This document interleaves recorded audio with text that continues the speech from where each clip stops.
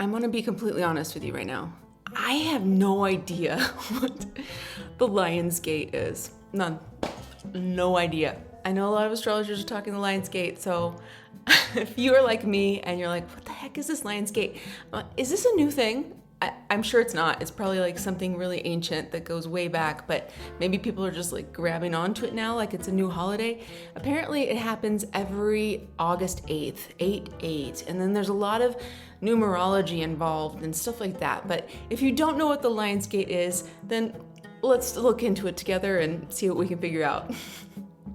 So what is the Lion's Gate portal? According to foreverconscious.com, it's an opening in the galactic gate that's delivering this high frequency energy into your being, allowing some rebirth, some spiritual energy, the spirit of Mother Earth.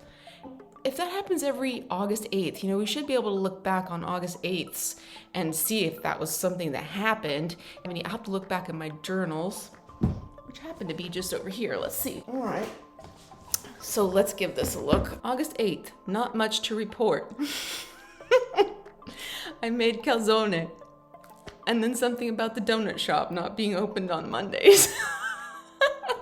August 8th, made einkorn bread. So, it looks like for me, I like to make bread on August 8th. Calzone, einkorn bread. That's what's interesting about astrology in general, is that just because some people say it's a high frequency energy or you're getting a lot of downloads or something like that, it can affect everybody differently. Just looking at my 2 journals where I was keeping track of, mundane stuff, what was going on.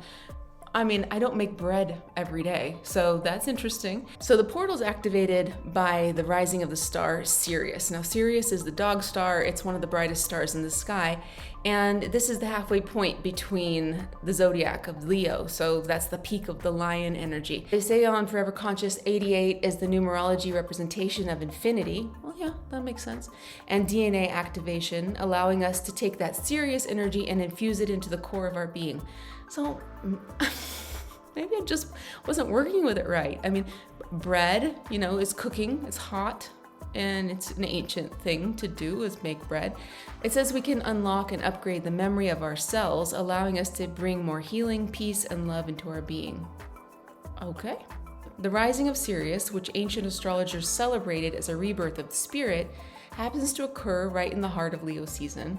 This is ruled by the lion. Reaching this halfway mark also signifies an astrological midpoint between the June solstice and the September equinox. Half, lots of halves. Reaching this halfway mark is said to thin the veil between the realm of spirit and the 3D world.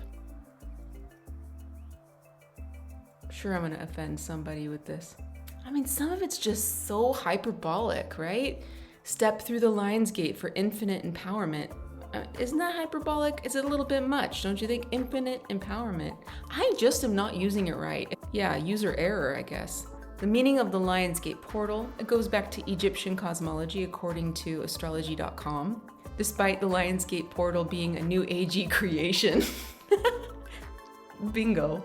It's not widely admitted in today's astrology. But the portal's concession is predicated on ancient Egyptian cosmology. Okay, now we're getting to something. We're getting to something a little more interesting. Egyptians studied the cosmos without modern luxuries, no apps, no calendars, no telescopes. They had the pyramids, but they noticed the stars when they became visible, and ancient Egyptians knew the fixed star Sirius extremely well and based a lot of their ceremonies and lifestyles around Sirius. So it seems like this Lion's Gate thing is basically the rising of Sirius, if we want to go to, the nuts and bolts of the astronomy. And it happens around August 8th, which happens to be an 8/8, and then, turn the 8 on its side and it's an infinity. Narayana also notes that the Lion's Gate portal opens when the constellation of Orion is aligned with the pyramids of Giza, which creates the trinity of alignments. All right, so manifestations, we're getting to that point now, okay. Now everybody wants to manifest great things, right? And I think if you put your mind to something, you can really do the thing that you're putting your mind to, and knowing what you want is basically the whole point of the manifestation. Because if you have a point that you want to get to, you need to know where you want to go in order to get there. And the manifestation is a laser pointer on that thing. Just thinking about, I want this in my life, I want to bring this into my life. Well, when that opportunity to have those things or go in that direction comes, you're more focused on it. So that helps with the manifestation or bringing it into your life. Astrology.com says the spiritual meaning of the Lionsgate phenomenon comes from the involvement of Sirius, as the star is known as the spiritual son of our sun. They say that possibly the best kept secret in astrology is that Sirius and the sun are actually in a binary relationship.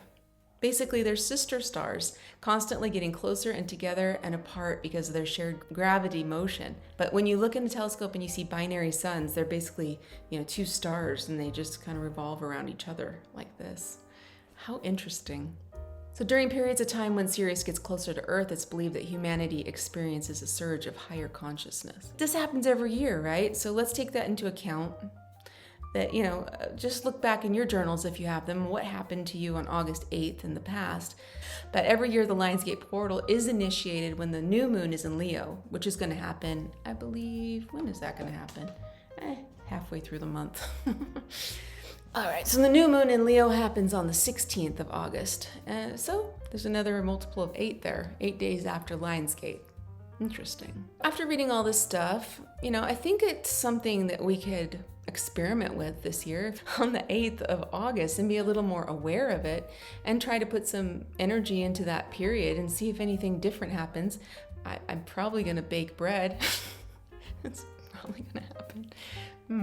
Harnessing the power of that portal, according to astrology.com, is to meditate on images of the sun, Sirius, and the archetype of the lion, helping us to attune to this vibration. Yellow crystals, citrine, amber, even gold, herbs like mugwort, botanicals like sunflowers, marigold, all the yellow stuff. Meditating under the sun can also help.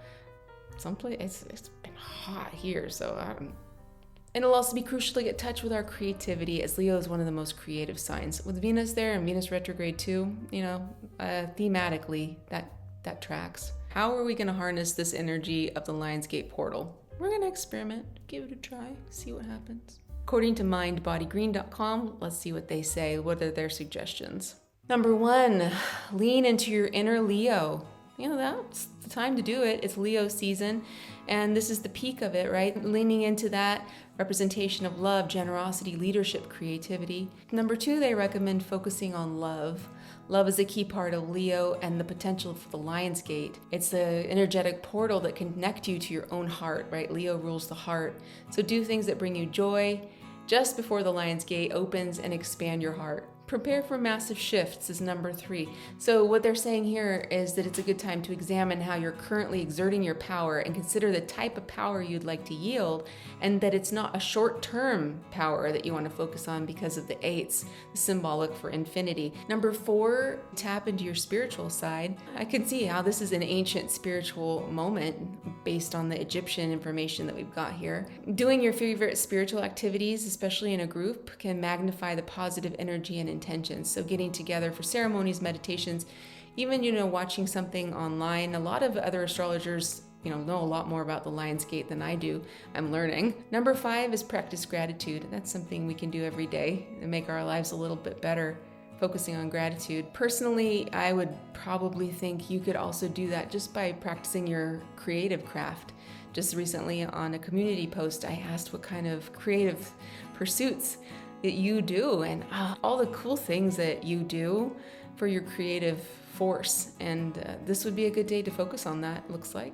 So if I wanted to wrap that all up into a little package to understand what the Lionsgate was, I would say, number 1, it is an ancient thing that goes way back to the Egyptians, the rising of Sirius, that was cool, and that was the beginning of a new year, so that's interesting.